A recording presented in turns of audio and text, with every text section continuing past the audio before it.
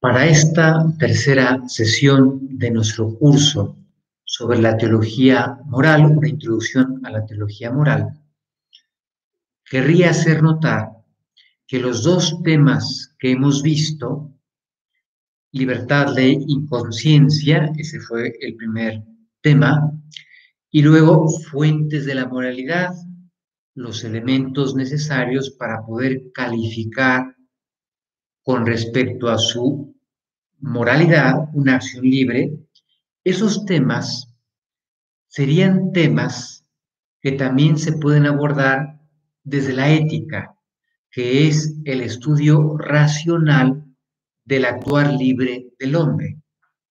Y coincidiríamos, los temas presentados anteriormente los podríamos también abordar desde una ética de inspiración cristiana. En cambio, hoy vamos a pasar al nivel de la teología moral, que es el estudio desde la revelación del actuar libre del hombre. Con la revelación sabemos que el fin último del hombre, a lo que ha de procurar llegar, no es solo una felicidad natural, sino que la persona humana está llamada a una felicidad sobrenatural, por encima de sus fuerzas físicas, por encima de su nivel de criatura. ¿En qué consiste ese fin último sobrenatural, esa felicidad sobrenatural? En participar de la intimidad divina, en ser incorporados a esa vida maravillosa que se da en el seno de la Santísima Trinidad. Para poder alcanzar esa meta, Dios nos concede ya desde ahora, desde esta vida terrena, una participación en su vida que se llama la gracia. La gracia es un inicio, una anticipación de la gloria. La gracia habitual se llama así porque es una disposición estable que perfecciona el alma, o gracia santificante, porque nos diviniza. Consiste en participar desde ahora en la vida divina. El Espíritu Santo hace posible que nosotros, igual que Cristo, podamos llamar a Dios Abba, Padre, Papá. Supone un nuevo nacimiento. Somos adoptados como hijos de Dios. ¿Se acuerdan cuando Nicodemo va un día por la noche a hablar con Jesucristo para que le explique con más detalle su mensaje? Y Cristo le habla de esto, de que hay que nacer de nuevo. Nicodemo está desconcertado, como una persona mayor puede volver a nacer, pero Cristo le está hablando de esto, de que la gracia supone un nuevo nacimiento que nos sitúa en ese plano de hijos de Dios. Se denomina justificación al paso, al tránsito del estado de pecado al estado de gracia. Se dice, es muy bonito esto, que es la obra más excelente que no hubiéramos imaginado que estaba a nuestra acción, que es el plano de ser hijos de Dios. Lutero pensaba que la justificación consistía en que Dios deja de ver nuestros pecados, pero ahí están los pecados. La teología católica dice no. Cuando Dios justifica, cuando Dios infunde la gracia, eso implica necesariamente la destrucción del pecado, que es el obstáculo entre Dios y nosotros, y nos infunde su gracia de tal manera que quedamos divinizados. Eso acontece en el bautismo, cuando Dios en esa acción sacramental destruye el pecado original y los pecados personales, si los hubiera, e infunde la gracia santificante, la gracia habitual. Y también sucede este tránsito, esta justificación del estado de pecado al estado de gracia, cuando Dios perdona el pecado mortal. Ordinariamente acontece en el sacramento de la reconciliación. También puede acontecer antes con la contrición perfecta. Cuando una persona pide perdón a Dios de esa acción libre que él ha realizado, que le ha hecho romper ese diálogo amoroso con Dios, pero está arrepentido. Y si esa contrición es perfecta, Dios infunde la gracia y por tanto justifica nuevamente a la persona que había incurrido en ese pecado que le supone estar apartado de Dios. La santificación, que es la llamada que se nos hace a todos los cristianos, lo recordó San José María. Acabamos de celebrar hace poco su fiesta, la fiesta patronal. Él recuerda que todos en la iglesia, fieles, laicos, independientemente de su situación, todos llamados a la santidad. ¿Qué quiere decir eso de la santificación? La gracia eleva nuestra naturaleza y nos hace capaces de obrar como hijos de Dios. El único hijo de Dios por naturaleza es el Verbo, es Cristo, el Logos, la palabra. Pero la gracia hace que nosotros seamos, en frase de San José María, otros Cristos, el mismo Cristo. La oración consiste en llevar a su pleno desarrollo esa semilla de vida divina que se ha depositado en nosotros en nuestro bautismo. Supone lucha, supone esfuerzo por corresponder a ese deseo de Dios. El Señor está absolutamente dispuesto a darnos su ayuda para que cada vez vivamos más plenamente como hijos de Dios, o dicho de otra manera, que nuestra vida refleje cada vez mejor la vida de Cristo. ¿Quién es más santo? El que más se parece a Cristo. Y eso es un proceso que nos va a durar toda la vida. Dios da su ayuda, yo tengo que corresponder y lo que buscamos es cada vez una mayor semejanza con Cristo, que es el Hijo de Dios por naturaleza. Nosotros somos hijos de Dios por adopción. De ahí la importancia de pedir la gracia con la oración. Señor, ayúdame. Oración mental, oración vocal y acudir a los sacramentos, que son canales a través de los cuales me llega la gracia. Una cosa muy importante es pedirle a Dios el don de la perseverancia final. Habíamos hablado del mérito que el cristiano en gracia puede merecer en sentido estricto ciertos beneficios divinos, pero este no se puede merecer. Es un don, así se llama, don de la perseverancia final, que consiste en que cuando llegue el momento de morir, estemos en gracia, estemos en unión con Dios y por tanto nos salvemos. No se puede merecer porque sería hipotecar el futuro. Se entiende muy bien, ¿verdad? Yo no puedo merecer que cuando llegue el final de mi vida haya pasado lo que haya pasado, yo esté preparado. No, Dios ha querido que yo trabaje cada día esa perseverancia, pero es un don que Él quiere dar a, a todos. Hay que pedírselo y hay que trabajarlo. En el bautismo, junto con la gracia que nos hace hijos de Dios, que nos hace ya participar desde ahora de la vida divina, recibimos también una serie de virtudes. Virtudes en general son disposiciones habituales, estables, para obrar el bien. De esas virtudes hay algunas que son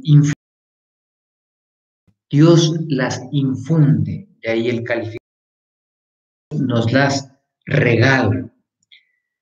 De las virtudes infusas, las principales son tres, que llamamos virtudes teologales. Teologales porque se refieren directamente a Dios. Dios nos las da junto con la gracia en el bautismo. Fe, esperanza, caridad. Ya las estudiaremos con más detalle al hablar del primer mandamiento, pero las recuerdo brevemente.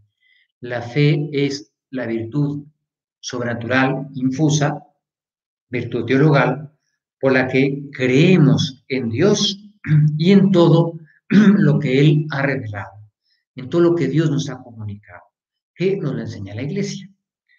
Como hemos ido viendo, la fe supone admitir como verdaderos unos contenidos de conocimiento que van más allá de mi razón, no la contradicen, absurdos, pero sí están más allá de mi capacidad intelectual. Y para aceptarlos necesito una luz que Dios me comunica para validarlos, para aceptarlos como verdad. Y esa luz es la fe. La esperanza es la virtud teologal por la que confío que Dios me ayudará a alcanzar mi fin último sobrenatural. No pongo la confianza en mí, en mi capacidad, en mis fuerzas, sino en la omnipotencia divina, su deseo de que todos nos salvemos y de que Él se ha comprometido a ayudarme para alcanzar esa meta. Y luego está la caridad, que es la virtud teologal por la que somos capaces de amar a Dios sobre todas las cosas, por Él mismo, porque es Dios, y de amar a mi prójimo como yo me amo a mí mismo por amor a Dios. Insisto, estas tres virtudes las retomaremos cuando hablemos del primer mandamiento. Decíamos que virtud en general es una disposición para obrar el bien, una disposición estable, la persona que es puntual, la persona que tiene el hábito bueno de la puntualidad. Cuando son humanos, no nos los infunde Dios, sino que son las virtudes humanas, son esas disposiciones para obrar bien, las tengo yo que cultivar mediante el esfuerzo. Se suele decir que la virtud se adquiere por la repetición de actos. Es verdad, pero no cualquier acto va a hacer que arraigue en mí la virtud. Tienen que ser hábitos conscientes, hechos con intensidad, porque si no, adquiriríamos simples automatismos. La persona que se mete a su cuarto y busca automáticamente el apagador, no es consciente de lo que es. Pero la virtud es distinta, es haber formado en mí una disposición porque cultivar una serie de actos que me han llevado a adquirir ser ordenado, ser puntual, ser generoso, decir la verdad, etc. ¿Cuántas virtudes humanas hay? Muchísimas. Dice Tomás de Aquino, cuando hay la posibilidad de desordenarnos, necesitamos una virtud que meta orden. Y pone muchos ejemplos y analiza muchas virtudes, incluso cosas buenas, como podría ser el afán de saber, de conocer cosas. Más ahora, esta tecnología puede hacer que estemos todo el día navegando para investigar más. Ahí hay un desorden, porque hay que comer, hay que atender a la familia, no todo puede ser estudiar, investigar, saber más. Y por eso, dice el sabio Tomás de Aquino, necesitamos una virtud que meta orden en el deseo que todos tenemos de saber más. A ella hace falta una virtud. Como pueden ustedes imaginar, virtudes habrá muchas. Tomás de Aquino estudia muchísimas. Pero, de alguna manera, las virtudes humanas las podemos agrupar en torno a cuatro que llamamos virtudes cardinales, de cardo cardinis en latín, que quiere decir gozne, eje, bisagra, porque alrededor de estas cuatro virtudes podemos identificar las demás virtudes humanas. Esas cuatro virtudes cardinales son la prudencia, que es, así se define, la recta razón en el actuar libre. Explicando un poquito más, podríamos decir que es la capacidad, es una virtud intelectual, perfecciona mi inteligencia para discernir cuál es el bien que me conviene y saber cuáles son los medios que tengo que poner para alcanzar ese bien. Es como un radar que nos permite orientarnos en la vida moral. La justicia, que es una virtud que perfecciona mi voluntad. Aquellos de ustedes que son abogados o que han estudiado derecho la tienen muy estudiada, porque es la constante y firme voluntad de dar a Dios y al prójimo lo que les es debido, lo que les corresponde, lo suyo. Fortaleza, que es la virtud que lleva a acometer con el bien arduo, el bien difícil para perseguirlo, un bien que me conviene, aunque sea difícil, la fortaleza nos impulsa a conseguir ese bien, superando dificultades y a resistir lo adverso. Por ejemplo, la paciencia es una virtud relacionada con la fortaleza, en esta dimensión de resistir lo que me resulta difícil. Y finalmente la templanza, la cuarta virtud cardinal, que es la virtud que modera el deseo de placer. A todos se nos antojan las cosas apetitosas, un pastel de chocolate, un descanso, ver una buena película, pero hay que meter orden, porque no puedo estar el día entero comiendo ni viendo películas, sino que hay que meter orden. Y la virtud que mete orden en ese deseo de placer sensible es la templanza. Por ejemplo, en la comida. Yo puedo faltar a la comida por comer de menos, el problema de anorexia y trastornos de la alimentación que ahora están muy extendidos. ¿Cuál es el daño? Pues que me afecta a mi salud y por eso es también un tema moral, porque Dios me pide estar sano, cuidar el cuerpo y la salud que me han dado. Pero puedo comer de más y eso también afecta a mi salud. Por eso el punto de equilibrio, y ahí está la templanza, que mete orden. En el cristiano, la gracia, decíamos, nos eleva al plano sobrenatural, al plano de hijos de Dios. Y por tanto, da una fuerza, la gracia nos comunica una fuerza especial para desarrollar las virtudes. Y en el cristiano, esas virtudes humanas se convierten en virtudes cristianas, porque no las cultivamos solo porque estemos buscando una excelencia humana. Quiero ser mejor persona, mejor profesionista, está bien, pero para el cristiano es insuficiente.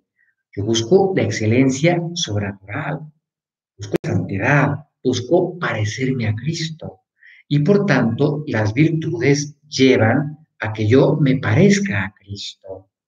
Y por tanto, las cultivo con un sentido de fe, buscando esa excelencia sobrenatural, y mi búsqueda de las virtudes está animada por la caridad. Es el amor de Dios. Quiero corresponderle a mi Padre del Cielo, que me ha hecho hijo suyo. Quiero comportarme como un muy buen hijo suyo, por tanto, pareciéndome a Cristo, y por eso busco cultivar las virtudes. Entonces, en el cristiano, esas virtudes humanas, porque están potenciadas por la gracia, se les denomina virtudes cristianas. Junto con la gracia, decíamos que recibimos la posibilidad de ser hijos de Dios, recibimos las virtudes infusas, fe, esperanza, caridad. Muchos autores piensan que también recibimos un germen de virtudes morales humanas, pero que hay que potenciar. Es decir, que el cristiano tendría un cierto anticipo de prudencia, de justicia, de fortaleza y de templanza, pero que está llamado a cultivarlo, si no, aquel pequeño principio que se le infundió en su bautismo se perdería. Junto con las virtudes, junto con el ser hijos de Dios, la gracia nos hace que recibamos los dones del Espíritu Santo.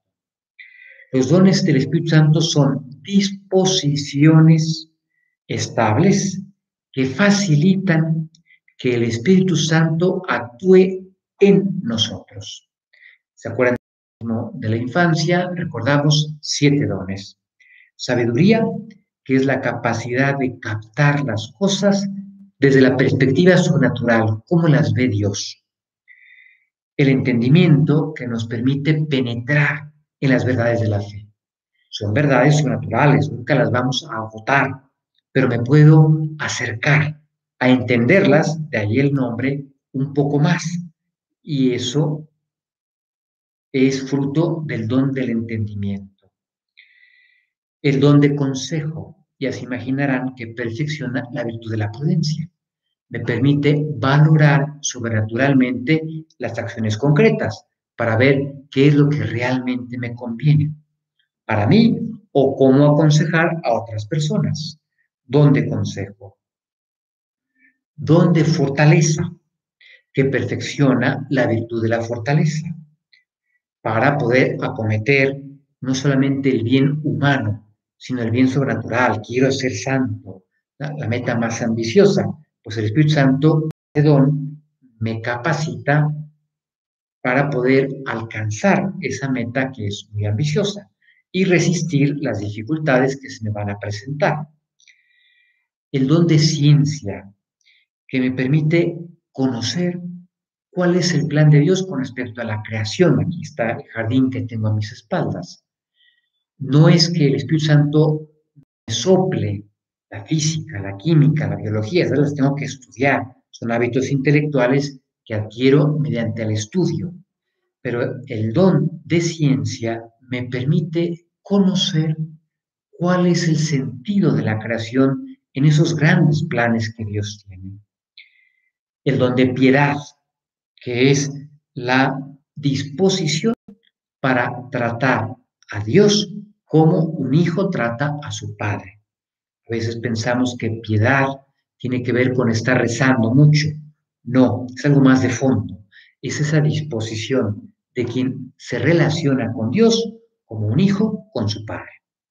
Y luego está el don de temor de Dios, que es ese rechazo de todo lo que puede ofender a Dios, no llevados de un temor de esclavos, sino llevados de un temor filial, el hijo bueno que no quiere darle un disgusto a su padre y por eso evita lo que sabe que puede disgustar a su padre.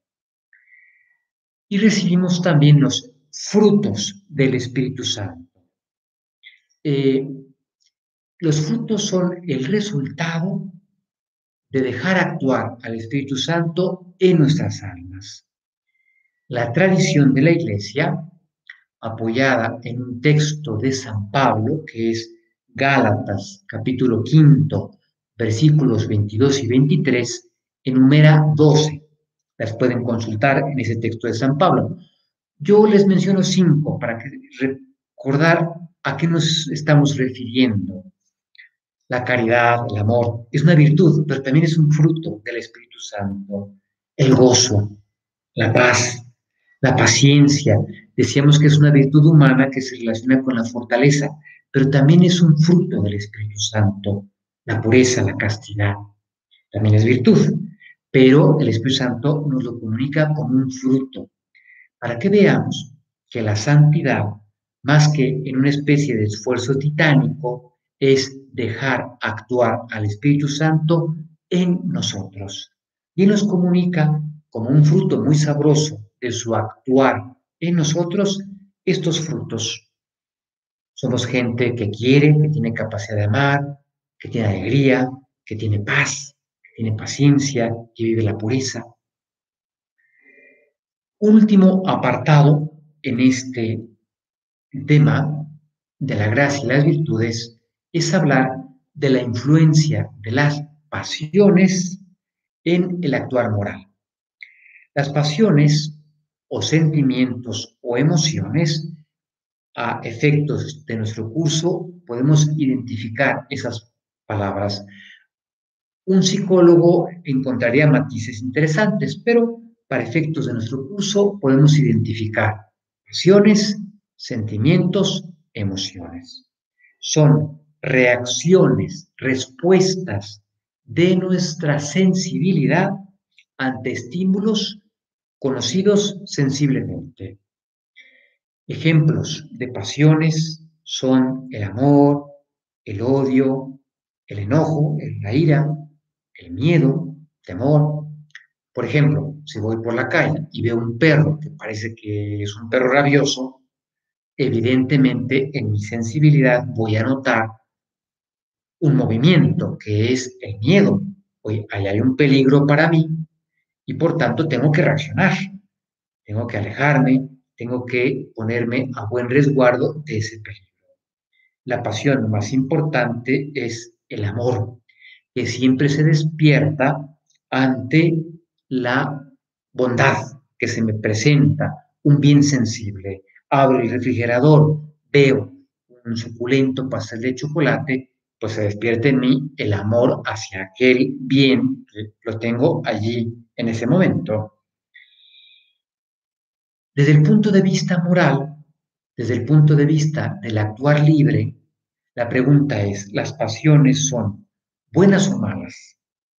La respuesta es ni buenas ni malas. Son respuestas de la persona humana. Es parte de mi equipamiento como persona humana, de mi sensibilidad, que va a reaccionar ante estímulos que me vienen de fuera o que yo me imagino. También las pasiones se despiertan también por la imaginación. De suyo no son ni buenas ni malas. Serán buenas si contribuyen a realizar acciones moralmente buenas. Serán malas en caso contrario. Por tanto, hay que entrenarlas. Una parte importante de la formación moral, una parte es la teoría, lo que estamos haciendo en estas clases, en este curso, aprender la teoría. Pero una parte importantísima, insustituible, es educar las pasiones. ¿Cómo se educan las pasiones? Ejercitándonos en las virtudes.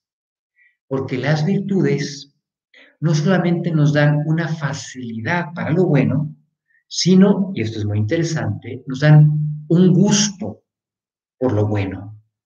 La persona que ha desarrollado la virtud de la honradez no solamente tiene el hábito de no tomar lo que no es suyo, sino que encuentra mucho gusto en hacer eso. De forma que si yo tengo algo que no es mío, siento que los dedos se me queman, porque esto no es mío. Y tengo ya una disposición estable, arraigada, que me lleva a respetar lo que es de los demás. Por tanto, la manera bonita de educar nuestras pasiones para encauzarlas al bien moral es formando, fomentando virtudes, ser ordenados, ser generosos, ser alegres, eh, ser puntuales. Mucho de la santidad tiene que ver con imitar a Cristo, que es virtuoso, y por tanto con cultivar virtudes. Vamos a recapitular rapidísimamente los temas principales de esta lección. Estamos llamados a una felicidad sobrenatural, participar de Dios, mediante la gracia, que es ya ahora un anticipo de la gloria, una cierta participación en la vida divina. Cuando Dios nos infunde la gracia, a ese proceso le llamamos justificación. Santificación es la gracia que ya Dios puso en mí, hay que llevarla a su desarrollo. Es como una semilla que se siembra y que hay que cuidar para que germine y dé fruto. Junto con la gracia recibimos las virtudes infusas, fe, esperanza, caridad. Recibimos los dones del Espíritu Santo y recibimos fruto del Espíritu Santo que se irá notando más en la medida en que yo deje actuar al Espíritu Santo. Las pasiones, que son esas respuestas de mi sensibilidad ante estímulos concretos, no son, desde el punto de vista moral, ni buenas ni malas. Serán buenas si yo las encamino a acciones buenas, pero para eso hay que entrenarlas. ¿Cómo se entrenan? Mediante la práctica de las virtudes, que me dan facilidad para el bien y gusto por el bien. Santo Tomás de Aquino dice, y con eso terminamos, que es propio de la perfección del hombre buscar el bien, no solo movido por sus facultades superiores, inteligencia, voluntad, sino también por la sensibilidad, educar el gusto para que no solamente busque mi perfección intelectualmente, volitivamente, sino que también haya un gusto que yo he cultivado por buscar la perfección moral, lo que realmente me conviene, que es lo que me hará finalmente alcanzar mi fin último sobrenatural. Vamos a dejarle aquí este tema que fue un poquito más largo y seguiremos avanzando